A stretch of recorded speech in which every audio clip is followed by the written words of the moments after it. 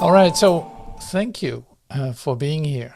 And I'm really happy to see you in the Instrument of Truth Part 3 classes. And it is an adventure. I don't know how to even prepare for this because it's so, very specific and very individual in a certain sense too. It's like this is really about you expressing yourself in your way that you really love or that you really love to discover more. And so that's like, it's not clear what that is at this point at all. And that makes it really like foggy a little bit in the sense of we don't have a future expectation. We don't really look for that. But come into the opening, like opening for this, like you cannot force it. It will come to you. But at the same time, you want to stay present in order to receive it. And yeah, like that. So a lot has to do with becoming ready to receive, I guess. And like that's how it is for me. Like I have to become ready to receive, just like here. How am I going to get these words out? I don't know. I don't know how to do that. I don't know how to, what is the best for everyone, or what is, I totally trust just what comes here in this moment. And we use this as a practice, and we're allowed to make mistakes in it too. It doesn't need to be perfect, but at the same time it will be perfect. And that's really interesting in this. You've seen that. And I put it down on, say, on the website too. It's like the moments that you think like, oh my God, what is this? What did I make here? That's nothing, or it really did not work out. You see that in that most of the time is a new thing to discover, and it worked perfectly in its so-called imperfection as you saw it for a moment. So this is our Instrument of Truth class, and there's a bit more like emphasis, if you will, of like the focus is shifting a little bit more into the, say, practical expression of it, the artistic expression of it, than in part 2. Maybe, because I'm not determining anything. I don't want to make any boundaries or limitations put in immediately at all.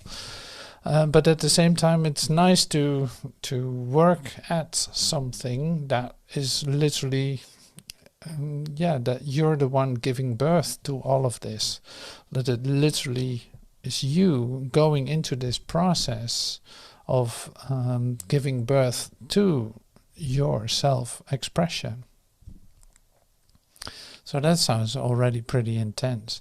So let's start easy with say, one of the favorite activities and the most, say, very productive activity too, and that is becoming quiet.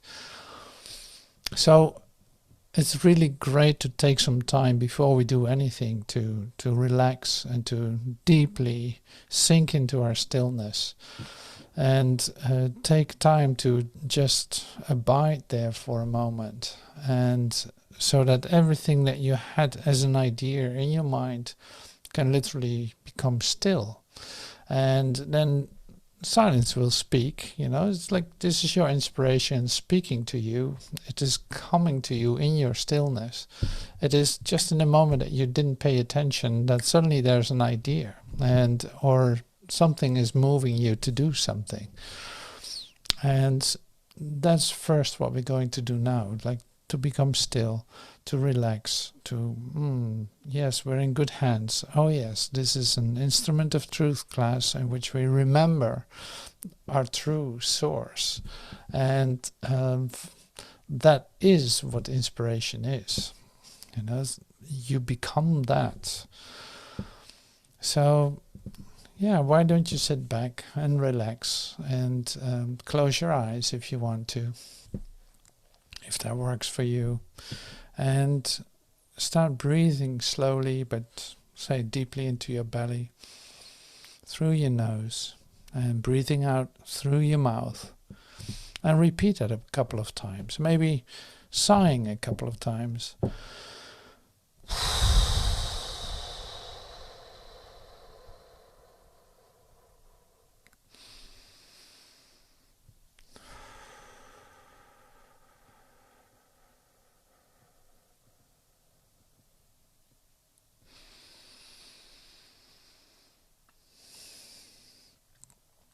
See, and really making a very deep contact with yourself in this moment.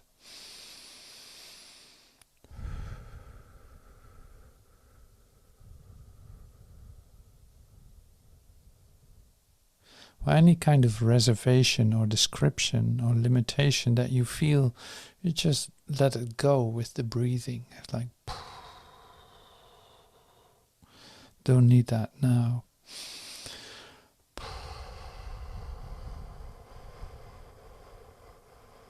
So I even use my hands to do that, to express that.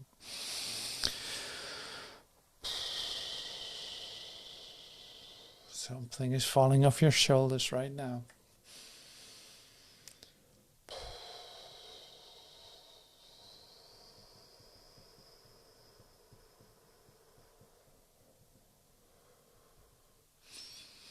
Maybe shake your head and shoulders a bit.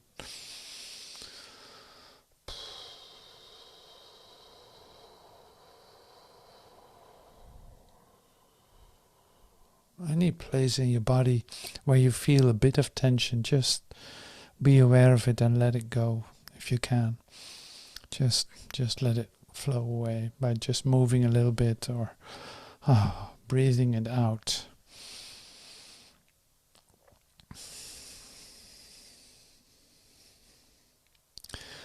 Letting all ideas go about future ideas, past ideas, self-descriptions,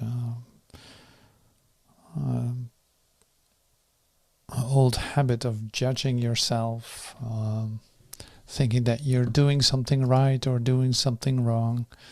Either way.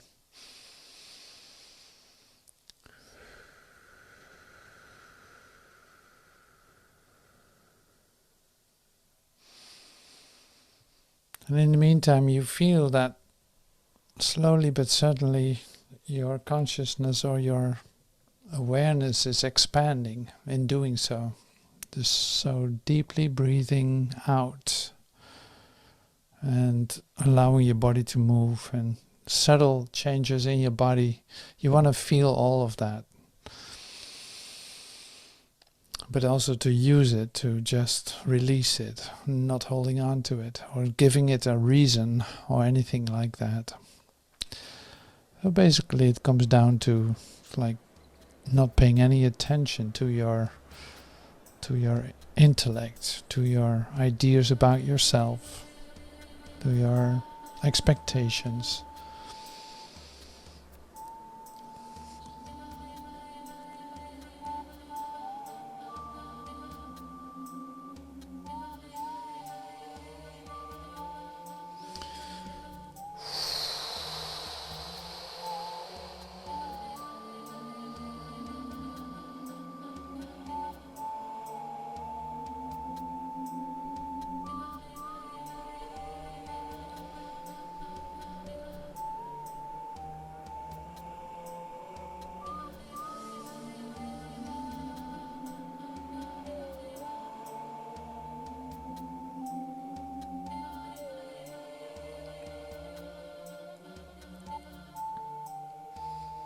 All right. Well, so this is great. So thank you for doing that with me. And so here we take off in a certain sense and have a little, say, talk about the playfulness or the lightheartedness of you and your experiences with that. And it's like the discovery that playfulness is literally like an attribute of all of us, and you're always at least most of us have times in which we do that. We play with a little thing that we hold in our hand. Like naturally, the movement is playfulness. You play with things, you throw something away or you hold something. And you did this ever since you were like a little child, or it's just part of your nature to do so. And so suddenly you appear to be raised as an adult in which you're not allowed, or you think it's not allowed to be playful or anything like that. And so that develops and you adjust to it, like you adjust to a lot of things. So you sacrifice your playfulness or not. That was a choice. You had, during your life, you had a couple of times a moment in which you could choose to do that. And so coming back to this here today, it's like this playfulness is really of imaginative play, as I said in the table that I put on the website. Like imaginative play is an essential part of say allowing yourself to be yourself and expressing yourself the way that moves through you. And it's not to make it complicated or anything. It's like there's where the fun is too. If you walk outside, you can pick up like especially in autumn now, you can pick up some leaves and throw them in the air and see what happens. So these things, maybe you're moved to do that or maybe not. It doesn't matter either way, but it is more like all these things are for you experiences to discover something, or to see something, or to look at it in a different way maybe. So to a certain degree it is like your elasticity of mind. It's like your playfulness is really your elasticity, just like you have to keep your body active and you use your body also to stay in your flexibility to do what it needs to do, or so you do these things. And so I'm not telling you anything you don't know. You recognize this, but the same is that with your mind and with your playfulness. So an essential part of your self-expression then also is to use these attributes. And so why is this important, or why has this to do with being an instrument of truth? Well, it is like allowing yourself to be yourself in the specifics of you being in this, say, temporary state of humanness, physicality. If you don't have any ideas about it, then it can freely flow, and it will do so. Like you can't stop it. It will just do so. And if you have ideas about it, you're going to limit yourself in a certain way, and that can lead to certain thresholds. Like you're not going to do this unless something happens that you have to, or that you get an assignment, or that you get over your shame or over your fear to do it.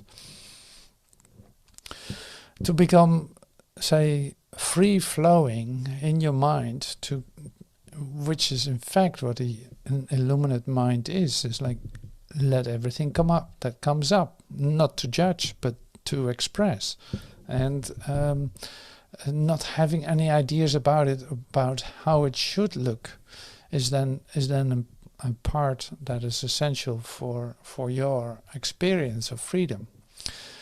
And that sounds like big words that I use, but actually it is, in essence, it is like that.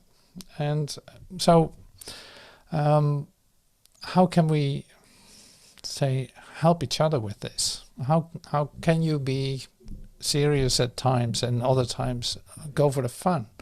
How can you say invite each other to play, or to discover something together, or to just do silly, funny things, or have an imagination that you share, or however that's going to be expressed by you.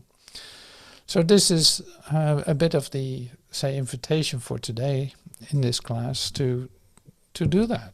And like I wrote you an email, the participants in this class, I wrote you an email, and in which you could say come up with maybe 3 things that really help you to become lighthearted or playful, because playfulness has lightheartedness in it. It is not serious. It is not. No, it is literally like for no reason that you do it, and that makes it already so much more lighthearted. So lose it if you want. So that's something we're going to take a look at, say, in a moment. And so there's more that I need to share with you before that. I can feel that. It has to come out. So, oh yeah, for instance this. It's like the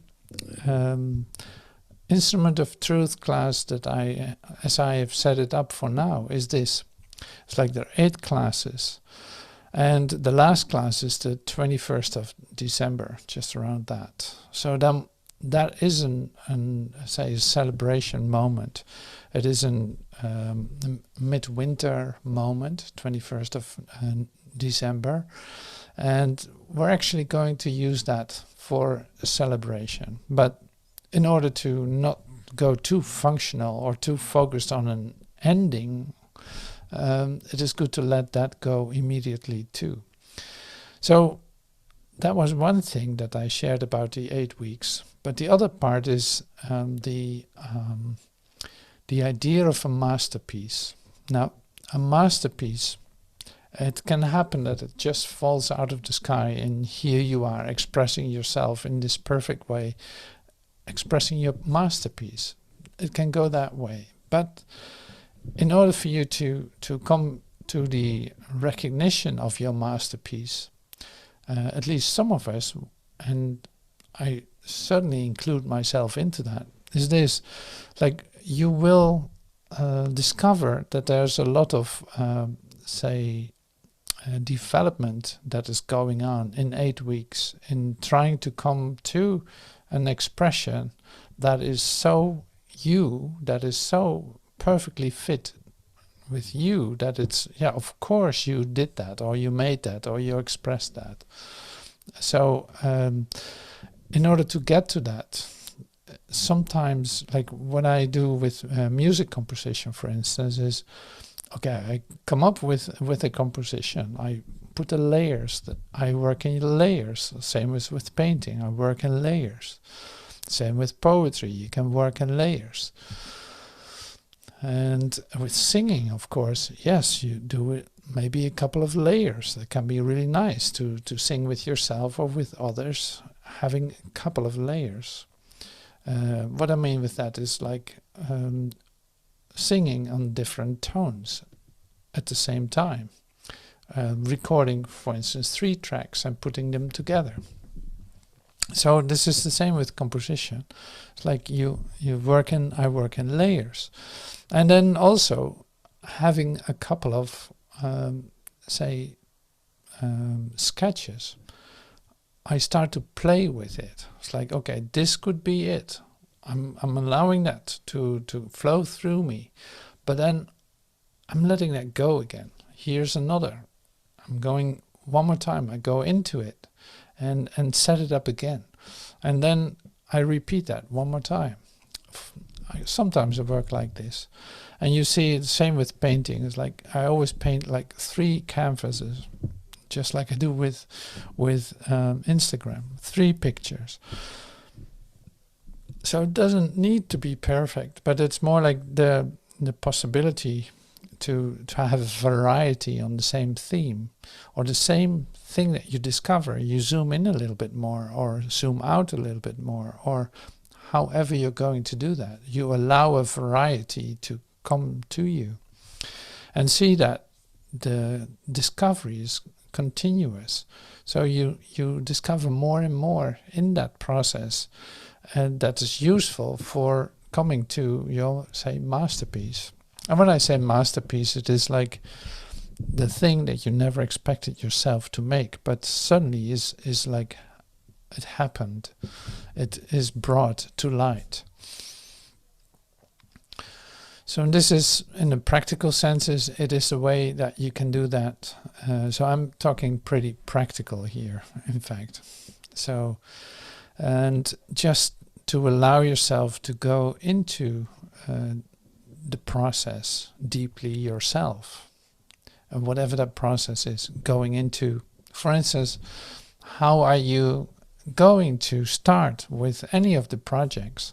So one can work from an old idea of like, okay, well, I'll always do it like this. That's one option, of course. So another option is then that you, instead of working from an idea, you start to work from a material. Whether this is paint, whether this is an object, whether this is a subject. But you work with that, and you do something with that. You let that speak to you. You allow that to show its magnificence or its beauty in a way that you never saw before, because you never allowed yourself to play with it. So in that playfulness with material things, with matter, for instance, with clay as an example, like if you play with clay, you don't know what it's going to be unless you have a fixed idea already.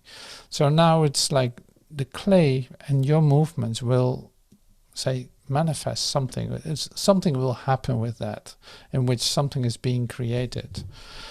And so that's another way of this, basics of composition, in fact.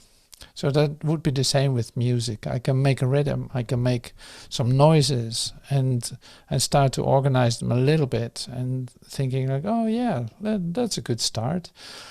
I see that with music composition too. Like I come up with a line that I think, oh, well, this is essential in this piece. And another layer comes on top of it. A couple of other layers continue. And then the first layer, I can take it out because I don't need it. I thought it was like the main line, but suddenly it's like, no, I should not use that. The things that came after that without my interference, but openly received, led to something that otherwise would never have been. But it's great to hear it. This, of course, is true with writing too. You recognize that when you write a piece, when you write a book, when you write a poem or whatever you do, you recognize that you start with your first chapter, first page or whatever, and what you write is literally like, okay, I'm not going to use it, but I got what I wanted now. I know how I want to continue, but I'm not using the first part. Or maybe you do, but it's like mostly I throw that out, so to speak. The same with drawing. I can give many examples. It's like with drawing too. In fact, what happens is in this process, and you recognize this maybe too, it's like in the process of coming to this expression, you have to empty yourself from ideas. First you start with, yes, I'm going to do this, and you have an idea. But then losing that idea will bring you to other places that you never expected. Well, this is in fact what I mean to say. I used a bit more words for that, and which is totally okay too. So this is coming to your masterpiece is not by having a great idea and working that out. Is in fact what I'm saying too. Like that will manifest itself by you being continuously in an open way of dealing with it, in a, say, discovering mode in which you're going to discover something, and that discovery is really like the key to the masterpiece. And of course your skills play with that too. Like you have certain skills and you can develop certain skills.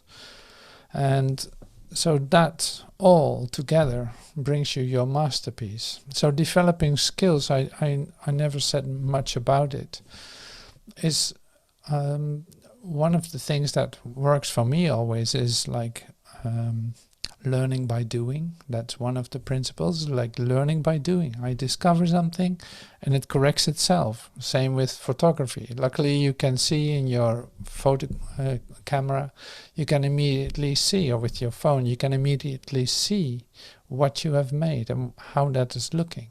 And if that was what you wanted, or maybe you want to do a little different angle or a different frame that you want to cut out.